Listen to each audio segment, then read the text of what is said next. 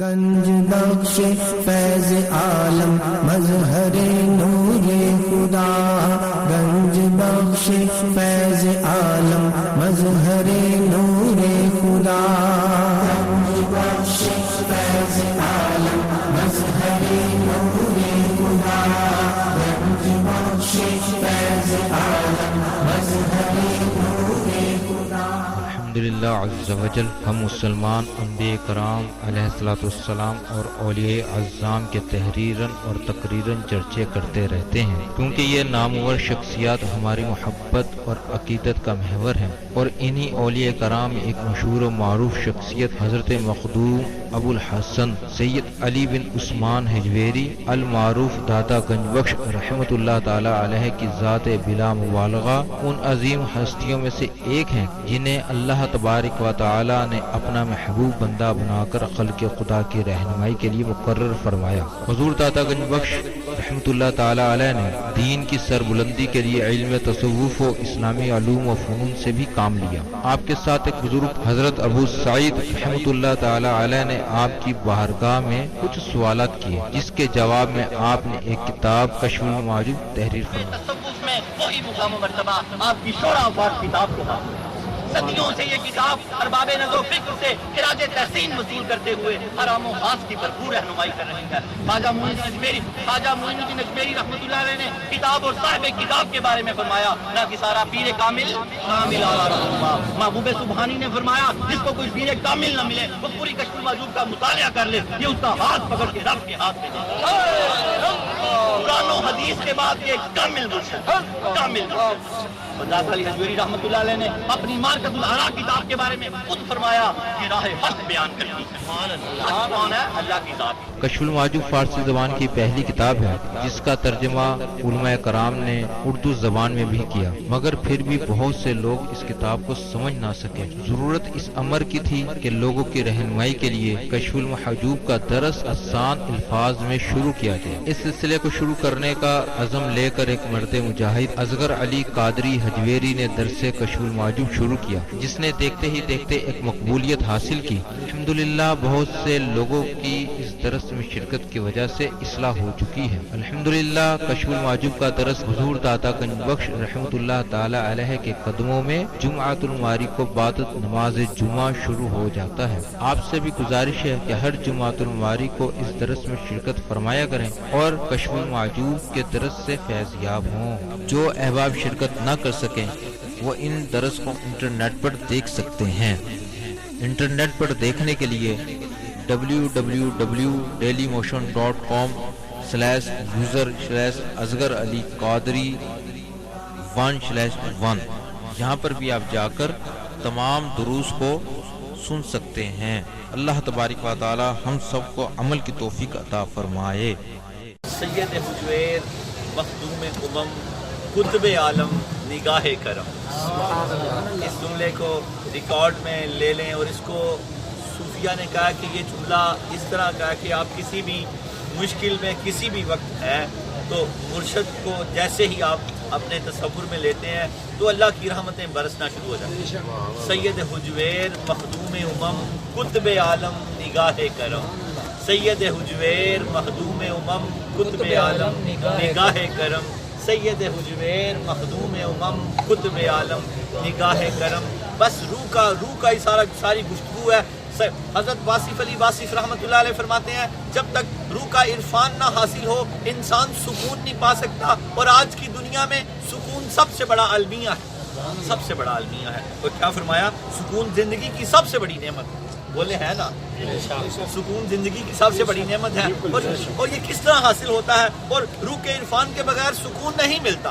جب تک روح کو عرفان نہ حاصل ہو جائے سکون نہیں ملتا۔ روح کو عرفان در مصطفیٰ سے ملتا ہے، مصطفیٰ کی غلامی کرنے سے ملتا ہے، حضور کی اطاعت سے ملتا ہے، حضور کے نقش قدم پہ چلنے سے ملتا ہے، سید حجویر کے آستانے سے ملتا ہے، کوثر پاک کے آستانے سے ملتا ہے، یہ آستانوں سے ملتا ہے، مصطفیٰ کے آستانے سے ملتا ہے۔ جڑ جائیں کسی نہ کسی کے ساتھ جڑے رہیں۔ اگر جڑے رہیں گے تو ترے رہیں گے، اگر چھوٹ جائیں گے تو ڈوب جائیں گے، چھوٹ جائیں گے تو ڈوب جائیں گے۔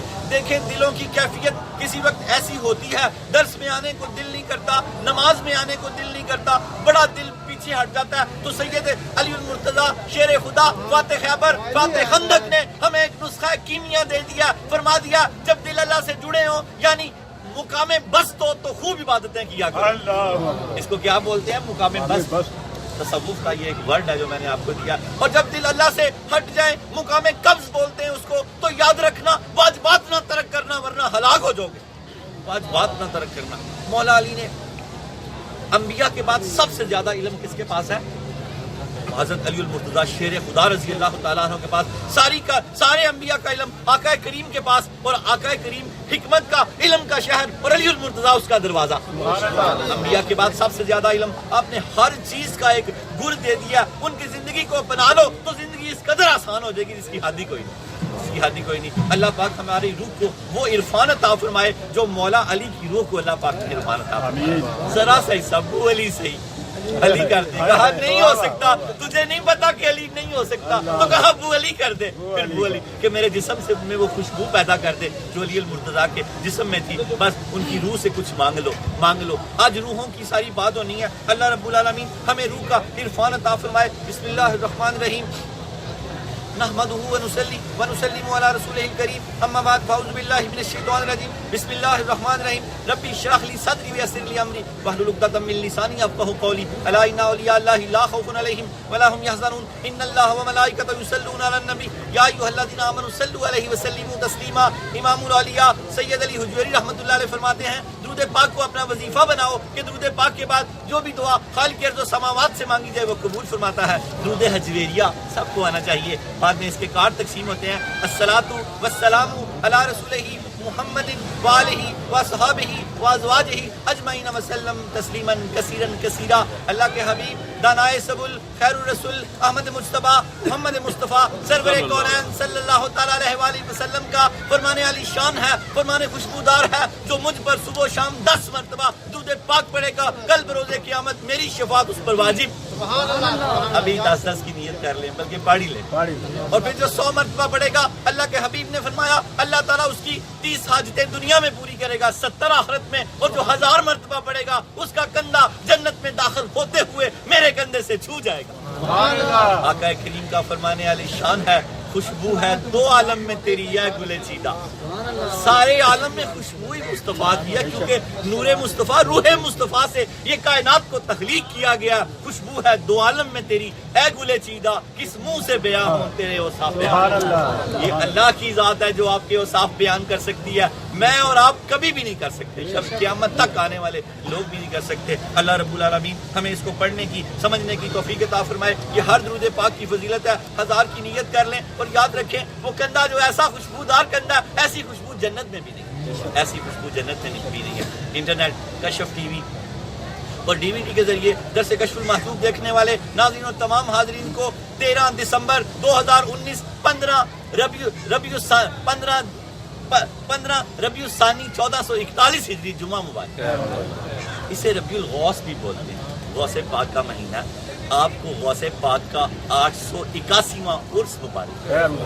یہ تھے وہ روحوں والے لوگ جن کی روحیں بیدار ہو چکی ہیں، اور ان کی روحوں کے صدقے ہی ہماری روحیں چل رہی ہیں۔ مراقبے میں تھے تو وہ بے ایمان آ گیا جو ہمیں ہر وقت دھوکے میں ڈالے رکھتا ہے۔ ایک روایات میں آتا ہے 70,000 اسلامی داؤ ہیں اس کے پاس، 70,000 اسلامی داؤ شیطان کے پاس، جس سے ہمیں وہ ورگلاتا ہے اور دھوکہ دیتا ہے، اور نفس کو ساز اس کی ساز باز بھی ہے، وہ کٹھے ساتھی ہیں۔ اور جب تک آپ نفس کے اوپر پیر نہ رکھیں گے، جب پیر ہوگا تو پھر ساتھ ٹوٹ جائے گا۔ کیا فرمایا اللہ کے حبیب نے؟ جنت 2 قدم پر ہے، ایک نفس پر رکھو، دوسرا جنت میں ہوگا، اس کے ساتھی کو دبا کے رکھو، وہ خود ہی دبا رہے گا، تو کیا اللہ کے حبیب دانائے سبل خیر الرسول احمد مجتبیٰ محمد مصطفیٰ سرور کونین صلی اللہ تعالیٰ علیہ وآلہ وسلم کے شہزادے غوث الورا میراں بنے ہیں دلہا محفل سجی ہوئی ہے، سب اولیاء براتی، کیا خوب ہے نظارہ۔ حضور غوث پاک رضی اللہ تعالیٰ عنہ کا فرمانے علی شان سنے اور جھوم جائے۔ جب اس نے دھوکہ دیا، کہا ہے غوث اے شیخ عبد القادر، آپ کی ساری عبادتیں قبول، اللہ نے حکم بھیجا، میں تیرا رب ہوں، اور میں تجھے حکم دیتا ہوں کہ کسی عبادت کی ضرورت نہیں. تو آپ کو واقعہ کرب و بلا یاد آ گیا. آپ نے فرمایا میرے نانا کو تو یہ معاف نہیں ہوا, مجھے کیسے معاف ہوگا؟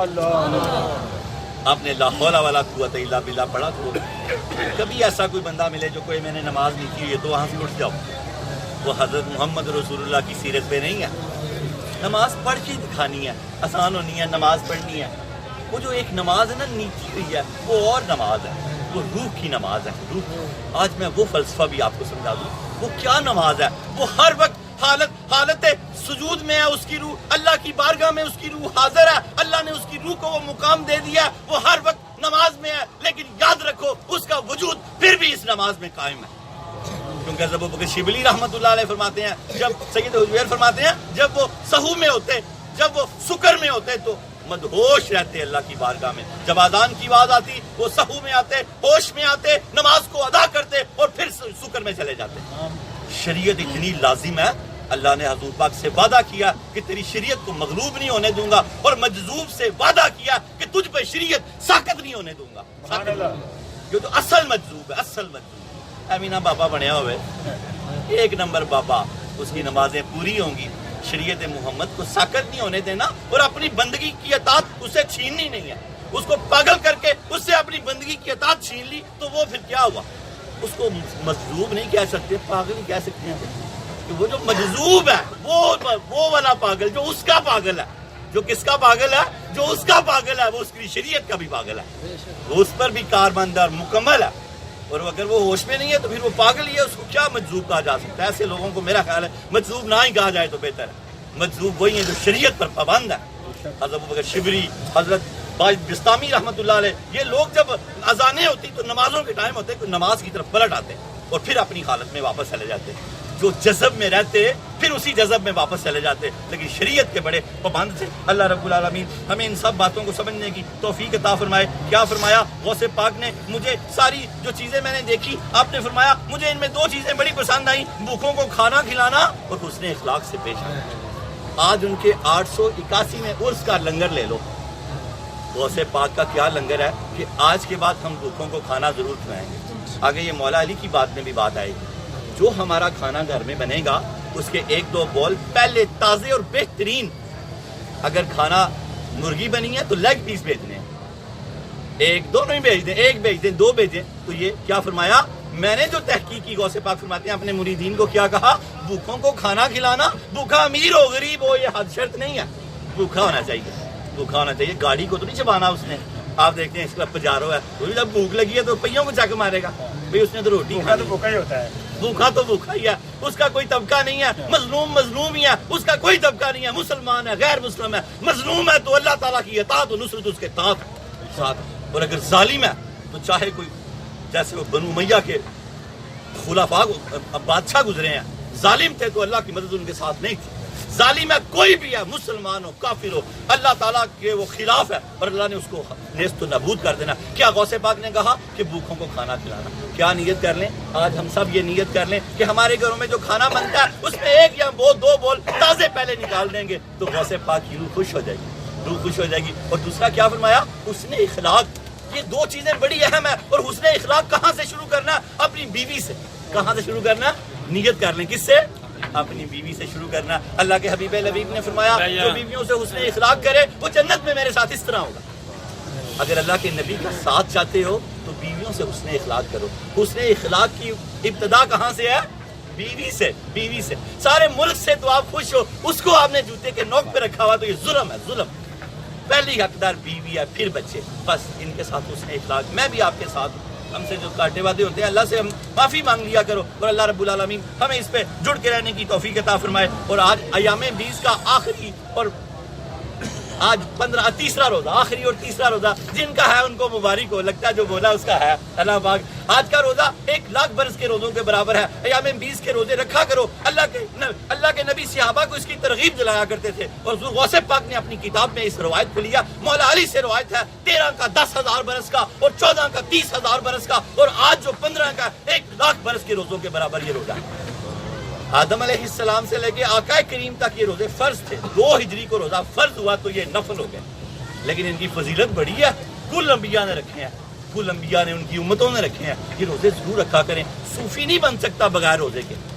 हजरत जुनैद बगदादी ने क्या फरमाया, दाता साहब के मुर्शद है, अस्सौमु निस्फ तरीका थी, रोजा रखना आधी तरीका था, आधी आधी। जिनके जो रोजे रहते हैं अल्लाह वो भी रखने की तौफीक अता फरमाए। बस दीन के साथ जुड़ जाओ, दीन के साथ जुड़ोगे तो रूह बेदार होगी, रूह बेदार होगी तो हक और बातिल का पता लगेगा।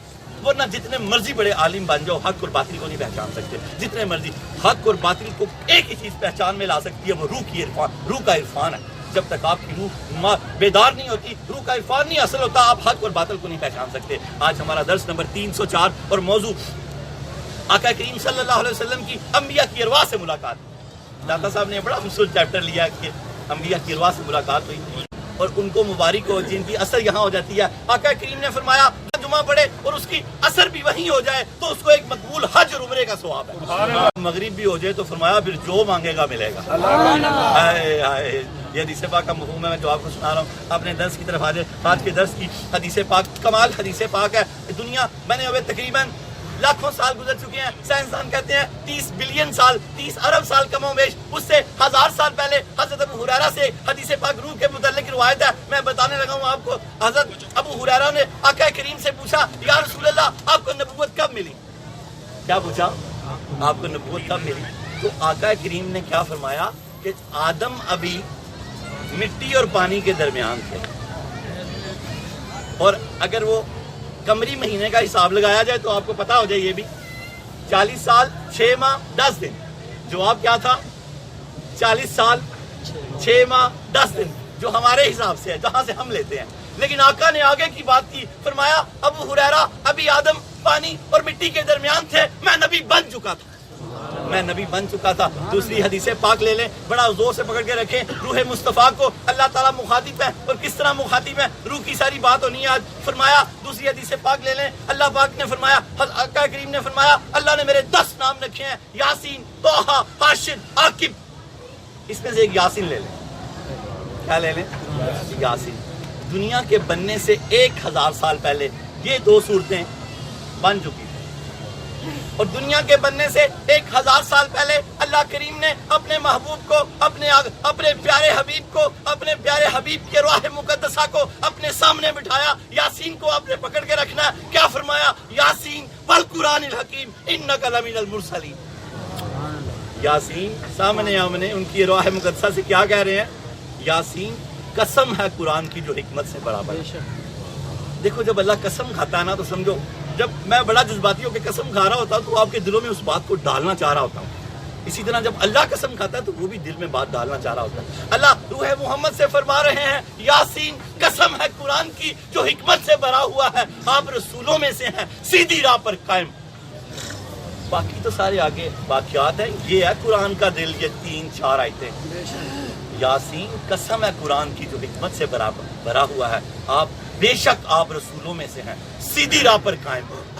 दुनिया में आने से 1000 साल पहले अल्लाह पाक ने रूह मोहम्मद से ये बात कह दी थी। अल्लाह हमें उस रूह के इरफान के सदके ही इरफान अता फरमा दे। हमने भी कुछ ना कुछ हिस्सा लेना होता है। ये बातें सुन के कानों के हज या मजे नहीं लेने, हमने उसमें से हिस्सा लेना है। हम इतनी जोर लगा रहे हैं, पूरी सर्दी में मैं पसीने से शराबूर हूँ, आप ठंड में बैठे हुए हैं, क्यों बैठे हुए हैं? हिस्सा मांग रहे हैं अल्लाह करीम की बारगाह से, रूह मोहम्मद के सदके से हिस्सा मांग रहे हैं। हज़रत जाबिर से मारूफ हदीस पाक है, अल्लाह पाक ने सबसे पहले मेरे नूर को यानी मेरी रूह को बनाया और फिर उससे सारी तख्लीक को खल्क किया। सारी तख्लीक रूह मोहम्मद से खल्क है, तभी तो आप सारी कायनात के लिए रहमत लिल आलमीन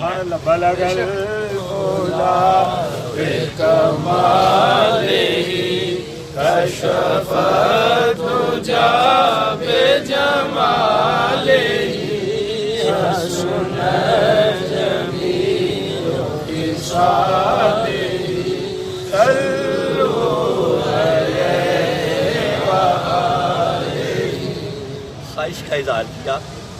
कुरान का दिल है, मेरे हर उम्मती के दिल में होना चाहिए। बस याद कर लें इसको। चाहते हैं ना कि मालो माल हो जाए, दुनियावी लिहाज से, सेहत के लिहाज से, औलाद के लिहाज से, मोहब्बतों के लिहाज से, तो चाहते हैं मालो माल हो जाए। तो ये बुजुर्गों ने इसको एक पैचअप कर दिया। एक मरतबा सूरा यासीन, एक मरतबा सूरा वाक़िया, एक मरतबा सूरा रहमान। ایک ہی ٹائم میں تینوں پڑھ لیں یا ملا کے، ان کا پانی دم کر کے پی لیں، بیماریوں سے شفا، گھروں میں چھڑکائیں، اثرات، نظر، جادو وغیرہ سب اللہ ان کی برکت سے دور کر دے گا۔ اور ہر نماز کے بعد کوشش کریں یہ لنگر حجویریہ لے لیں، یا وہابو یا رزاقو، یا وہابو بخشنے والا یا رزاقو رزق دینے والا، پورے دن میں ایک تسبیح یا ہر نماز کے بعد ایک تسبیح یا صبح و شام ایک تسبیح، 40 دن بعد پیچھے مڑ کے دیکھ لیں، داتا صاحب یاد آ جائیں گے کہ یار وہاں سے یہ لنگر لے کے آیا تھا میں۔ یاسین آقا نے فرمایا قرآن کا دل میری خواہش میرے ہر امتی کے دل میں ہو، حضور کی آنکھیں ٹھنڈی کر دیں، یہ پورا کر دیں، اس کو ایک ایک لفظ کر کے یاد کر لیں۔ ابھی ہمارے ایک تنظیم کی بچی نے 8 سال میں قرآن حفظ کیا، شادی شدہ بچی، ایک ایک لفظ کرتے کرتے کرتے 8 سال پورے ہو گئے۔ شوق پیدا کریں، طلب پیدا کریں، ہر چیز آج بھی ویسے ہی پڑی ہے، آج بھی ہو جو براہیم کا ایمان پیدا آگ کر سکتی ہے انداز گلستان پیدا، آج بھی ابراہیم والا ایمان پیدا کرو تو آج بھی آگ اسی طرح ٹھنڈی ٹھار ہو جائے گی۔ کچھ نہیں بدلا، وہی ہے اللہ، وہی اس کے رسول ہے، ہم بدل گئے ہیں، بس ہم بدل گئے ہیں۔ اگر ہم پھر بدل جائیں، کیسے بدل جائیں؟ پہلے خراب بدلیں، اب صحیح بدل جائیں، پلٹ جائیں تو پھر بھی ویسی ہو جائے گا، اپنی اصلاح کی روحوں کی طرف پلٹ جائیں تو پھر اللہ وہ ہمیں برکتیں عطا فرما دے گا۔ آج یہ سارے لنگر یہاں سے آپ نے لے کے جانے ہیں، روح کا عرفان لے کے جانا ہے، جب تک روح کا عرفان نہ حاصل ہو انسان صالح ہو ہی نہیں سکتا۔ حضرت داتا گنج بخش علی حجویری رحمۃ اللہ علیہ جن واسطوں سے دنیا میں تشریف لے کے آئے، شجرہ نسب، پھر آپ کا قول، پھر مولا علی کا تھوڑا سا ذکر کریں گے، پھر درس کی طرف آتے ہیں۔ حضرت داتا گنج بخش علی حجویری بن سید عثمان بن سید علی بن سید عبد الرحمن بن سید شاہ شجاع بن سید ابو الحسن علی بن سید حسین اصغر بن سید زید بن سید امام حسن رضی اللہ تعالیٰ عنہ بن سید علی المرتضی شیر خدا فاتح خیبر فاتح خندق بن ابی طالب بن عبد المطلب بن ہاشم۔ حضرت داتا گنج بخش علی حجویری رحمۃ اللہ علیہ کا سلسلہ نسب 8 واسطوں سے حضرت علی المرتضی رضی اللہ تعالیٰ عنہ سے ملتا ہے۔ اقبال کا ایک شعر ہے، پھر اس کی تھوڑی شرح کرتے ہیں اور چلتے ہیں۔ کیا فرمایا اقبال نے؟ حیدری فقر ہے نہ دولت عثمانی ہے۔ ہماری حالت کو انہوں نے بیان کیا، سچ ہے، میں ابھی اس کی شرح کروں گا، آپ مانیں گے۔ کیا فرمایا؟ حیدری فقر ہے نہ دولت عثمانی ہے، تم کو اسلاف سے کیا نسبت، تم کو اسلاف سے کیا نسبت روحانی ہے۔ روح کی بات تھی تو میں نے اس شعر کو لے لیا۔ کیا فرمایا؟ حیدری فقر نہ دولت عثمانی ہے، تم کو اسلاف سے کیا نسبت روحانی، کیا ہے تمہارے پاس کہ تمہاری نسبت ان سے قائم رہے؟ بس باتیں، بس باتیں۔ انہوں نے کہا نہ باتوں سے نکلو، وہ معزز تھے۔ اس کا آخری شعر ہے، زمانے میں مسلمان ہو کر ہم خار ہوئے تارک قرآن ہو کر۔ حیدری فقر ہے، اختیاری فقر تھا حیدر کرار کا۔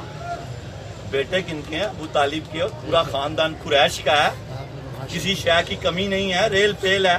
فقر کو اختیار کیا ہوا ہے، جو آتا تھا سب اللہ کی راہ میں دے دیتے تھے۔ حیدری فقر ہے نہ دولت عثمانی ہے۔ آج جن کے پاس فقر ہے وہ حیدر کرار کے فقر کی برکت لے لے۔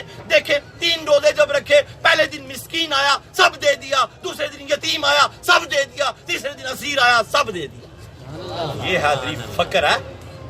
اور اتنا تو کرو کہ جو پکاتے اس میں سے 2 بول ہی اللہ کے راہ میں نکال دیا کرو، وہ تو نہیں کر سکتے۔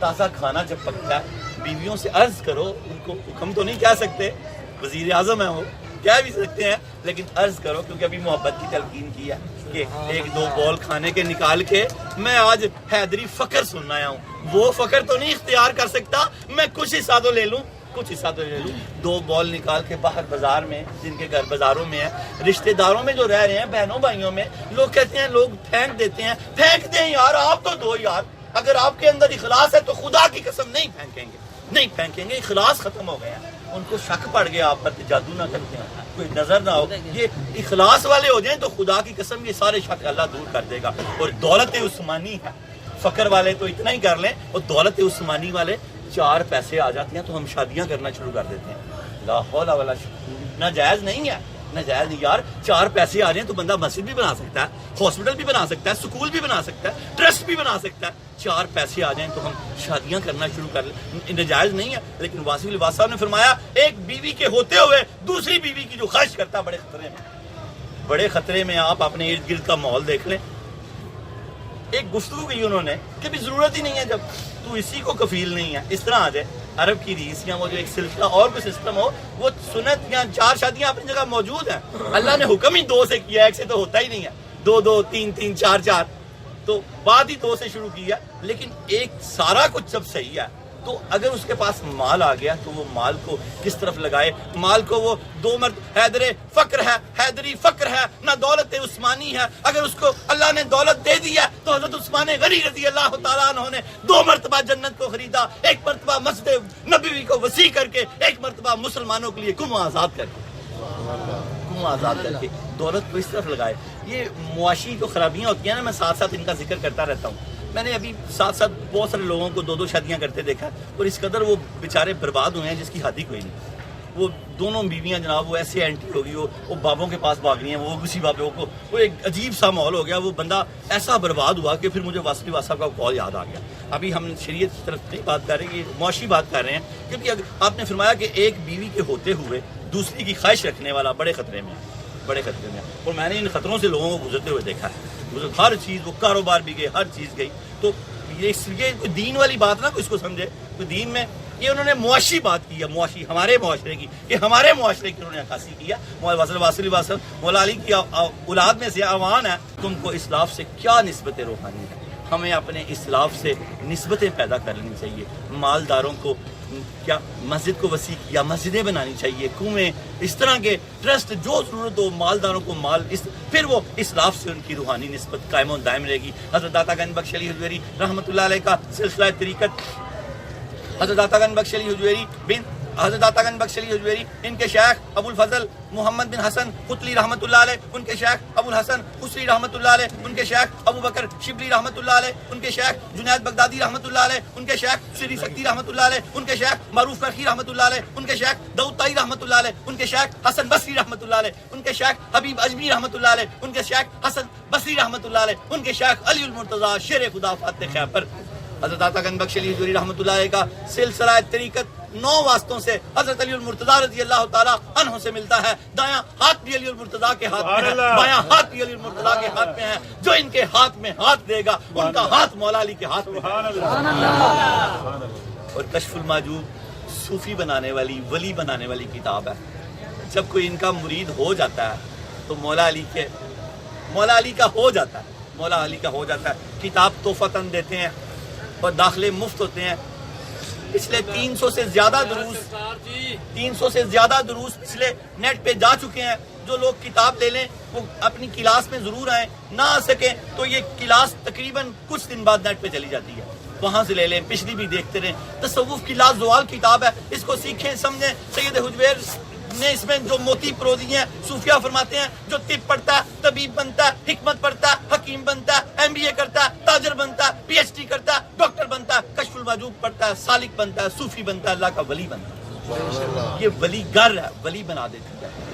حضرت خواجہ محبوب سبحانی فرماتے ہیں کسی کو شیخ کامل نہ ملے وہ پوری کشف المحجوب کا مطالعہ کر لے، یہ اس کا ہاتھ پکڑ کے رب کے ہاتھ میں دے دے. رہنمائی کرتی ہے.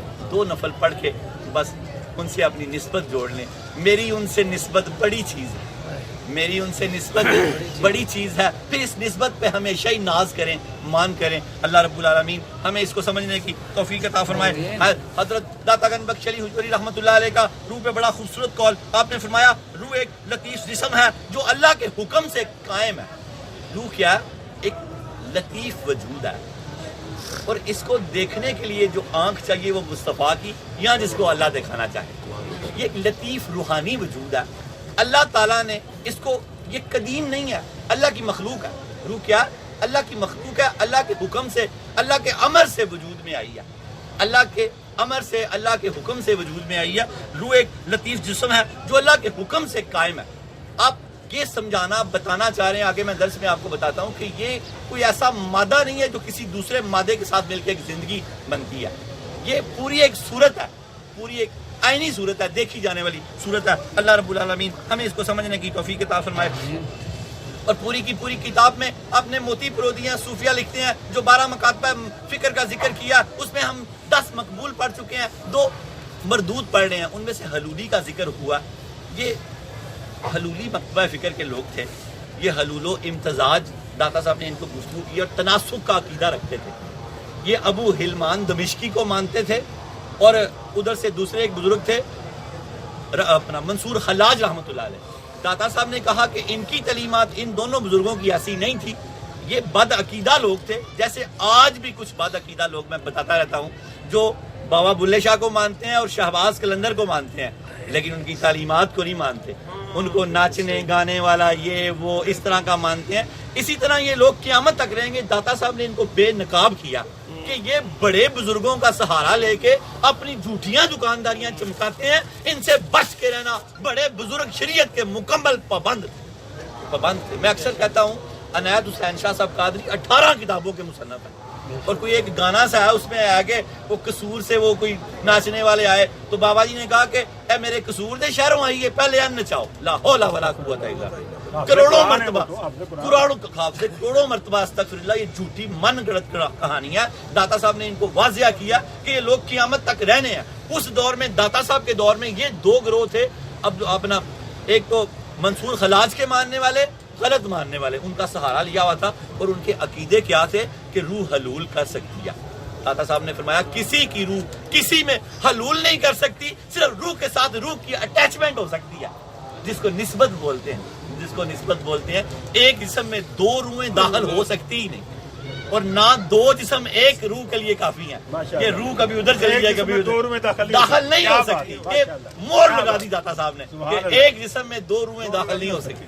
وہ جو ہے وہ بھی داتا صاحب نے فراڈ کھول دیا، میرے اندر داتا صاحب کی روح آ گئی ہے، میرے اندر غوث پاک کی روح آ گئی ہے۔ آپ کو ایسے لوگ بھی ملیں گے، ایسا بھی عورتیں، لا حول ولا قوت الا باللہ۔ آپ نے ثابت کیا کہ ایک جسم میں دو روحیں داخل نہیں ہو سکتی، اللہ کے قانون کے خلاف ہے، اور اسی طرح دو جسموں میں ایک روح بھی داخل نہیں ہو سکتی کہ کبھی ادھر جائے کبھی ادھر جائے کبھی ادھر جائے۔ یہ آگے روح کے متعلق آئے گا۔ ابھی آپ نے ہم روح کے متعلق ہمارے عقیدے، دریا بند، سمندر کو کوزے میں بند کر دیا آپ نے۔ اتنے بڑے آپ عالم ہیں، روح کے متعلق جو آپ نے باتیں کی ہیں آپ سنیں گے حیران ہو جائیں گے۔ اللہ رب العالمین ہمیں ان کو سمجھنے کی توفیق عطا فرمائے۔ درود پاک پڑھیں اور اپنے درس کی طرف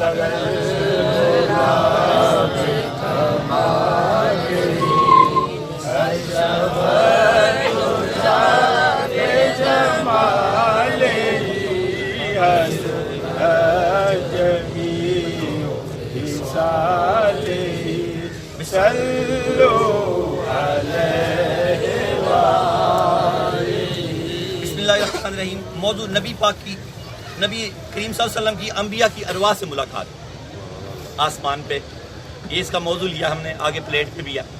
اب پچھلے دروس کو ملاتا جاؤں گا تو آپ کو سمجھ آئے گی کہ سید حجیر نے پچھلے دروس میں کیا کہا، اور آج کے ساتھ بات ملے گی تو آج کا درس ایک کمپلیٹ ہو جائے گا۔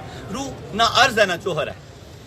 دو گروہوں نے کہا کہ روح عرض ہے۔ عرض ایک مادے کو بولتے ہیں، اور جوہر جو نظر آتا ہے، جیسے مثال میں آپ کو دے رہا ہوں کہ کپڑا یہ عرض ہے اور اس کا کلر جو ہے وہ جوہر ہے۔ عرض ہے تو جوہر ہے، نہ اگر عرض نہیں ہے تو جوہر بھی ختم۔ انہوں نے کہا کہ روح اور جسم کا ایک تال میل ہے، روح ہے تو جسم ہے، روح نہیں تو جسم بھی نہیں۔ داتا صاحب نے کہا نہیں ایسا نہیں ہے، یہ نہ عرض ہے نہ جوہر ہے، یہ کوئی مادہ نہیں ہے کہ دو مادوں سے ملا کے بنایا گیا۔ آپ نے ہمیں اصل اہل سنت کا اور صوفیہ کا عقیدہ بیان فرمایا۔ آپ نے فرمایا روح نہ عرض ہے نہ جوہر، اور دوسرا کیا کہا؟ روح ایک عینی وجود ہے، اس کو دیکھا جا سکتا ہے اور دیکھا گیا ہے۔ آقا کریم نے انبیاء کی ارواح کو آسمان پہ دیکھا، آگے درس میں یہ بات آئے گی۔ روح ایک عینی وجود ہے، اس کو دیکھا جا سکتا ہے دل کی آنکھ سے یا نگاہ مصطفیٰ سے، آپ نے فرمایا روح کوئی وصفی وجود نہیں ہے، یہ کوئی صفت نہیں ہے کسی چیز کے اندر ڈال دی گئی ہے۔ اور آپ نے فرمایا زندگی کیا ہے؟ زندگی اللہ تعالیٰ کی عادت کے مطابق، جاری کردہ عادت کے مطابق انسان میں ایک صفت ہے، روح نکل بھی جائے تو انسان زندہ رہتا ہے۔ آپ نے اس کی مثال کیا دی؟ آپ نے کہا جیسے سوئے ہوئے روح نکل جاتی ہے انسان زندہ رہتا ہے۔ زندگی کیا ہے؟ اللہ تعالیٰ کی طرف سے جاری کردہ حیات انسانی صفت ہے، جس سے وہ زندہ ہے اور زندہ سمجھا جاتا ہے۔ اور کیا فرمایا؟ روح اللہ تعالیٰ کی طرف سے جسم میں ودیت کی گئی ہے، اور یہ بات جائز ہے، روح جسم سے جدا ہونے کے باوجود زندگی باقی رہتی ہے۔ جب ہم سو جاتے ہیں تو روح جسم سے نکل جاتی ہے، لیکن زندگی ہماری باقی رہتی ہے۔ لیکن سید حجویر فرماتے ہیں ہاں یہ نہیں ہو سکتا کہ عقل اور شعور باقی رہیں اور انسان زندہوں کی طرح کام کر رہا ہو، یہ نہیں ہو سکتا۔ سویا ہوا ہے زندہ، سانس لے رہا ہے، سب کچھ ہے۔ زندگی اللہ تعالیٰ کی طرف سے ایک نعمت ہے، ایک صفت ہے، روح ایک وجود ہے، یہ ہمیں وہ سمجھانا چاہ رہے ہیں۔ اور لیکن یہ نہیں ہو سکتا جب روح جسم سے چلی جائے تو اس کے بعد علم و عقل باقی رہ جائے، یہ نہیں ہو سکتا۔ روح کا تعلق علم و عقل سے ہے، اور زندگی اللہ تعالیٰ کی طرف سے ایک صفت ہے جو اللہ تعالیٰ کی عادت کے جاری کردہ صفت ہے، اللہ تعالیٰ کی طرف سے جاری کردہ حیات ایک انسانی صفت ہے جسے انسان زندہ ہے یا زندہ سمجھا جاتا ہے. روح کے ساتھ روح ایک علیحدہ مخلوق ہے, اللہ کا امر ہے, اللہ کا حکم ہے. پھر اس کو سمجھیں گے. حدیث پاک سے بھی سمجھایا گیا کہ یہ گروہوں کی صورت میں رہتی ہیں. اگر یہ عرض یا کوئی مادہ ہو تو گروہوں کی صورت میں رہ سکتا ہے نہیں. پھر یہ شہیدوں کی روحیں پرندوں کے پیٹوں میں رہتی ہیں. مختلف حدیثیں اس طرح اس پہ ناطق ہیں کہ یہ اللہ کی ایک مخلوق ہے اور اللہ کے امر سے میں آئی ہے. اب اس کو آپ یوں سمجھتے جائیں, اس کا یہ درس اس طرح شروع ہوا. موضوع نبی پاک صلی اللہ علیہ وسلم کی انبیاء کی ارواح سے ملاقات, درس نمبر 304. اللہ کے نبی کی حدیث پاک کا مفہوم ہے جنود مجندۃ. کیا فرمایا؟ روحیں گروہوں کی شکل میں رہتی ہیں.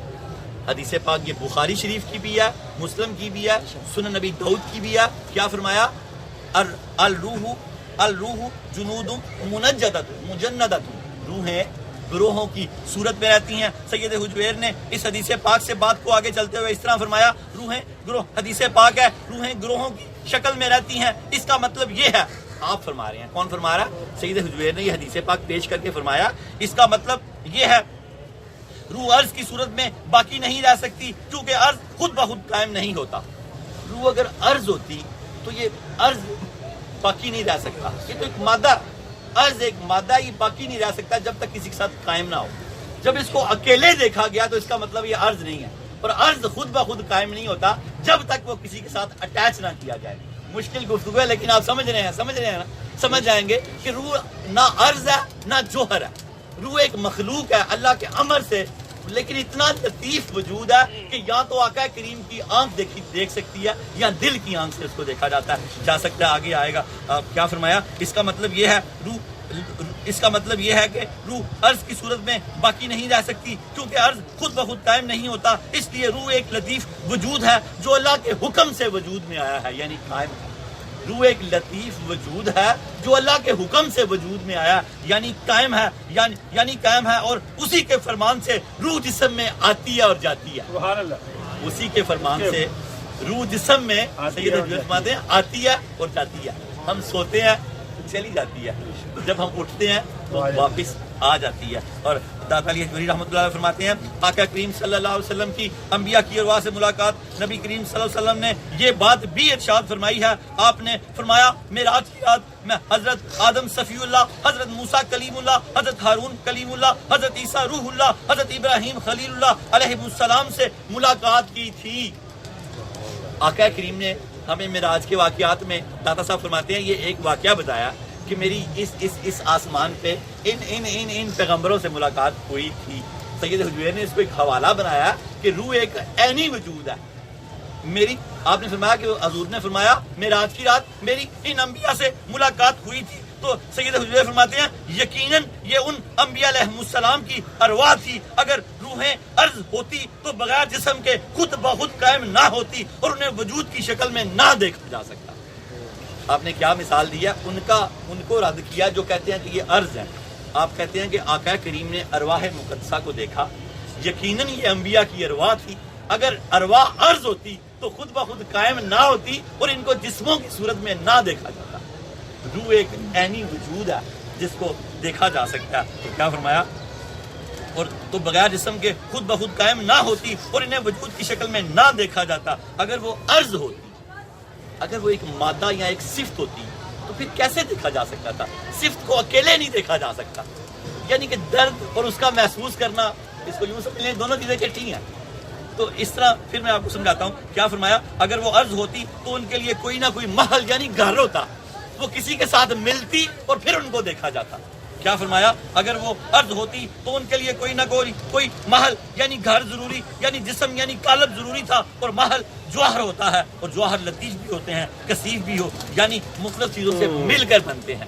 کہ روح اگر کسی گھر میں رہتی تو وہ پھر محل ہوتی, گھر اس کا محل ہوتا. تو اس لیے روح اس طرح کا ایک لطیف وجود ہے کہ جو ایک اپنا وجود خود رکھتا ہے, کسی کے ساتھ کا وہ محتاج نہیں ہے. سید حجویر ہمیں یہ سمجھانا چاہ رہے ہیں کہ کسی کے ساتھ کا وہ محتاج نہیں ہے. اور کیا فرمایا؟ تو بس معلوم ہوا, اس بات کو گرا لگاتے ہوئے آپ فرما رہے ہیں بس معلوم ہوا روح ایک لطیف جسم ہے. جب وہ جسم ہے تو اس کا دیکھنا درست ہے, خواہ یہ دیکھنا دل کی آنکھ سے ہو. दाद साहब फरमाते हैं रूह एक लतीफ जिस्म है और इसका देखना दुरुस्त है, ख्वाह ये देखना दिल की आंख से क्यों ना हो, दिल की आंख से क्यों ना हो। और क्या फरमाया, और ये भी दुरुस्त है वो परिंदों के जिस्मों में हो या ग्रोहों की सूरत में। अब हदीस पाक का हवाला दे रहे हैं आप, फरमाते हैं कि ये भी मुमकिन है वो परिंदों की सूरत में हो या परिंदों के पेटों में हो जन्नत में, हदीस पाक है ना, और या ग्रोहों की शक्ल में हो। अल अरवाहु जुनूदुम मुजन्नदतुन, हदीस पाक है कि वो ग्रोहों की सूरत में रहती हैं। और सैयद हुजैर फरमाते हैं और ये भी दुरुस्त है कि वो परिंदों के जिस्मों में हो या ग्रोहों की शक्ल में जिनका आना जाना साबित है। चुनाचे हदीस पाक और रवायात इस बात की शाहिद है कि वो एक ऐनी वजूद है, कोई वस्फी वजूद नहीं है, कोई मादा नहीं है, कोई ऐसी चीज़ नहीं है जो किसी चीज़ के साथ मिक्स करके बनाई जाए। और क्या फरमाया, इरशाद बारी ताला है, 10 मुकम्मल हुआ। इरशाद बारी ताला है कुलुर रूहु मिन अमरी रब्बी, सूरह अल इसरा आयत नंबर 85। आप फरमा दो रूह मेरे परवरदिगार के अमर का नतीजा है। गोया रूह का जिस्म में आना और जाना अल्लाह ताला के हुक्म से है, अल्लाह ताला के हुक्म से है। वाखिरु दावाना अनिल हम्दुलिल्लाहि रब्बिल आलमीन।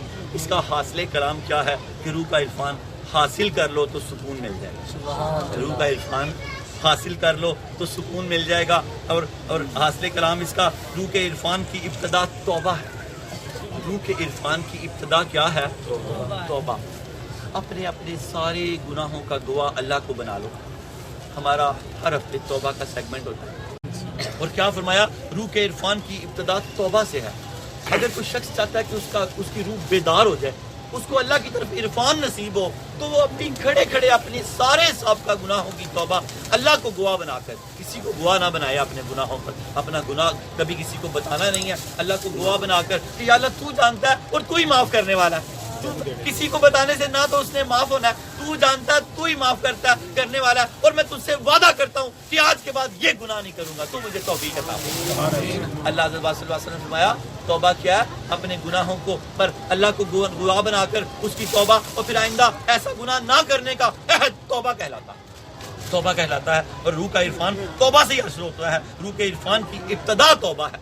रूह के इरफान की इब्तदा क्या है? तौबा है। रूह के इरफान की इब्तदा क्या है? रूह के इरफान की इब्तदा क्या है? आओ आज तौबा करें। अल्लाह के प्यारे रसूल पाक की हदीस पाक है, अल्लाह ताला के नजदीक सबसे पसंदीदा वो नौजवान है जो तौबा कर लेता है। अल्लाह ताला के नजदीक सबसे पसंदीदा कौन नौजवान है? जो तौबा कर लेता है। या अल्लाह हम तेरी बारगाह में तौबा करते हैं, या अल्लाह हमारी तौबा, या अल्लाह ताला हमारी तौबा कबूल फरमा। या अल्लाह ताला हम तेरी बारगाह में तौबा करते हैं, या अल्लाह हमारी तौबा कबूल फरमा। या अल्लाह ताला हमारे रूह को इरफान अता फरमा, हमारी रूह को इत्मीनान अता फरमा, हमारी रूह को सुकून अता फरमा। या अल्लाह हमारी तौबा कबूल फरमा। या अल्लाह हमारी तौबा कबूल फरमा। या अल्लाह हमारी तौबा कबूल फरमा। या अल्लाह तू हमारा करीम रब है, रहीम रब है, रऊफ रब है, रहीम रब है। बनी इसराइल के उस शख्स ने 40 साल गुनाह किए, या अल्लाह ताला उसने चुपके से तौबा की, तूने चुपके से माफ कर दिया। या अल्लाह हम भी अपने सारे गुनाहों को जिनको हम जानते हैं, तेरे सिवा कोई नहीं जानता, या लोग जिन गुनाहों को जानते हैं, अल्लाह हम उन सारे गुनाहों की तौबा करते हैं। या अल्लाह हमारी तौबा कबूल फरमा। या अल्लाह हमारी तौबा कबूल फरमा। या अल्लाह हमारी तौबा कबूल फरमा। याद रखें जिसने सिद्के दिल से तौबा की, अल्लाह के नबी ने फरमाया वो ऐसे हो गया जैसे अभी पैदा हुआ। आपको सबको नए नामा अमाल सफेद रंग के मुबारक हो। याद रखना इसको दोबारा काला ना होने देना। खुदा ना खास्ता कोई गुनाह हो जाए जल्दी से तौबा कर लेना। अदब वासिफ अली वासिफ फरमाते हैं अगर तुझे गुनाह से नदामत और शर्म नहीं है तो तौबा से भी नदामत और शर्म ना कर, जल्दी से तौबा कर लिया करो, अल्लाह उसी वक्त माफ कर देगा। अल्लाह ने फरमाया मुझे वो गुनाहगार बड़ा पसंद है। मैंने कहा या अल्लाह गुनाहगार भी तुझे पसंद है? फरमाया हाँ, ये फरमाया वो गुनाहगार मुझे बड़ा पसंद है जो जल्दी से तौबा कर लेता है। इंसान का मर्ज है। अल्लाह के नबी ने फरमाया मैं तुम्हें तुम्हारी बीमारी और उसका इलाज ना बताऊं? फरमाया तुम्हारी बीमारी गुनाह है और उसका इलाज तौबा है। हम इंसान है, निस्यान से हैं, अगर खुदा ना खास्ता भूले से गुनाह हो जाए तो खूब मलामत करें अपने आप पर और अल्लाह से तौबा करें तो अल्लाह उसी वक्त माफ़ कर देगा और अल्लाह आपसे मोहब्बत भी करेगा कि जल्दी से इसने माफ़ी मांग ली है। याद रखें गुनाह माफ़ हो जाते हैं, हक बाकी रह जाते हैं। साहब का नमाजें एक एक करके अदा करते रहना, आगे से नमाज ना ज़ाया होने देना। खुदा ना खास्ता ज़ाया हो तो जल्दी से अदा कर लेना। अल्लाह के हबीब लबीब ने फरमाया नमाज फजर पड़ेगा रिज़्क़ की तंगी से बचा लिया जाएगा, नमाज ज़ोहर पड़ेगा नामा अमाल सीधे हाथ में दिया जाएगा, नमाज असर पड़ेगा कब्र को जन्नत की क्यारी बना दिया जाएगा, नमाज मगरिब पड़ेगा पुल सरात से बिजली की तरह गुजरेगा, नमाज इशा पड़ेगा बगैर हिसाबो किताब के बख्श दिया जाएगा। آج کے بعد یہ نمازیں نہ ترک کرنا. چٹے رنگ کے نامہ مالا آپ کے آج اس وقت ہیں واقع حدیث پاک کے مطابق, ان کو کالا نہ ہونے دینا. اور یاد رکھنا حق باقی رہ جاتے ہیں, سارے گناہ معاف ہو جاتے ہیں. جس کا لینا دینا پوری ایمانداری سے کوشش کرتے رہنا, جتنا ہو گیا باقی اللہ اپنے کرم سے معاف کرنا. قرض اتارنے کی کوشش کرنا, کسی کو دھکا دیا, گالی دیا, اس کے دروازے پہ جا کے معافی مانگ لینا کہ میں آج توابین ہو گیا ہوں, توبہ کر رہا ہوں. اور ہمیشہ پھر مغرب کی نماز کے بعد 6 نفل پڑھتے رہنا. تو توبہ کرنے والوں کی نماز ہے 2 رکعت نماز نفل توابین منہ طرف کعبہ شریف کے. حضرت الیاس قادری رحمۃ اللہ دامت برکاتہ العالیہ فرماتے ہیں اگر کوئی 3 فرضوں کے بعد 2 سنت اور 2 نفل اور توابین کے ساتھ پڑھ لے نماز اوابین کے, تو وہ توابین میں شمار ہو جاتا ہے. اللہ ہم سب کو نماز توابین پڑھنے کی توفیق عطا فرما, نماز اوابین پڑھنے کی توفیق عطا فرما جو توابین لوگوں کی ہے. اللہ ہمارے گناہ معاف کر دے. اللہم صلی علی سیدنا محمد صاحب التاج والمراج والبراق والعلم دافی البلاء والوباء والقحط والبرد والألم اسمه مكتوب مرفوع مشفوع منقوش في الله والقلم سيد العرب والعجم اسمه مقدس مطهر مطهر منور في البيت والحرم شمس الضحى بدر الدجى صدر الاولى نور الهدى كف القلم مصباح الظلم جميل الشيم شفيع صاحب الجود والكرم والله واسمه هو جبريل خادمه والبراق مركبه والمراج سافره وسدرة المنتهى مقامه وقاب قوسين مطلوبه والمطلوب مقصوده والمقصود موجوده سيد المرسلين خاتم النبيين شفيع المذنبين انيس الغريبين رحمة للعالمين راحة العاشقين مراد المشتاقين شمس العارفين سراج السالكين مصباح المقربين محب الفقراء والغرباء والمساكين سيد ثقلين نبي الحرمين امام القبلتين وسيلتنا في الدارين صاحب قاب قوسين محبوب رب المشرقين ورب المغربين جد الحسن والحسين مولانا ومولى الثقلين ابي القاسم محمد صلى الله عليه وسلم ابن عبد الله نور من نور الله يا ايها المشتاقون من نور جماله بلغ العلا بكماله كشف الدجى بجماله حصلت من يخصاله صلوا عليه وعليه صلوا عليه وعليه صلوا عليه وعليه مصطفیٰ کے بدعا کے ٹکڑے کے صدقے واللیل کی زلفوں کے صدقے ما زاغ البصر وما طغى کے سرمے کے صدقے اللہ رب العالمین پورے وجود اطہر کے صدقے علم رشک کے سینے کے صدقے اللہ پاک ہم سب کے سروں پہ عزت کے تاج رکھ دے. درود تاج کے صدقے ہم سب کے سروں پہ عزت کے تاج رکھ دے. درود تاج کے صدقے ہم سب کے سروں پہ عزت کے تاج رکھ دے.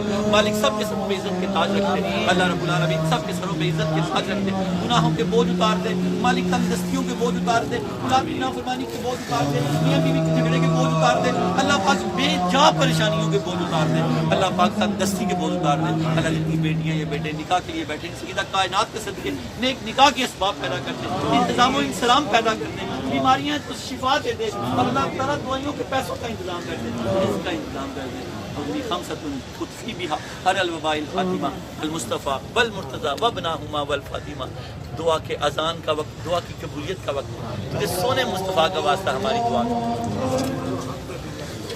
نور